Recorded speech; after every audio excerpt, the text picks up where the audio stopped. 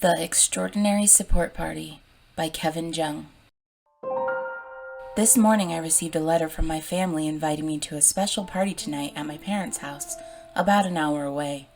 Since I've been suffering from severe depression lately, I haven't seen them in months. I figured I might as well go. I took a shower, put on nice clothes, and headed out to the party.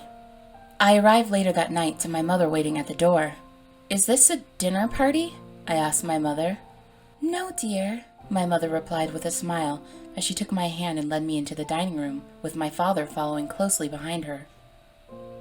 My sister was already sitting at the empty table. My mother and father each took a seat and left the seat at the head of the table for me, which was rare.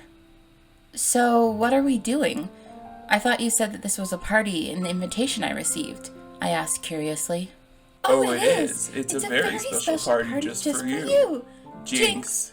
My parents both said at the same time, and then laughed as my sister began to tell me why we were all here. "We all know you've been very depressed lately, and of course, we know about your failed attempts to take your own life on multiple occasions. We discussed this over the past couple weeks and decided, since we've always been so supportive of you and each other, that we'd help you out and be supportive by joining you." "No, no, no, no, no," I yelled. "This is crazy. This is my own problem that I have to deal with, and there's no way in hell you're joining me. That's not being supportive. That's acting completely insane." "Honey, grab the objects," my mother asked of my father calmly. My father got up and grabbed 4 objects: a plastic bag, a razor blade, a syringe with blue liquid in it, and a pill or capsule. He handed my sister the bag, my mother the razor. He placed the syringe near me and set the capsule in front of himself.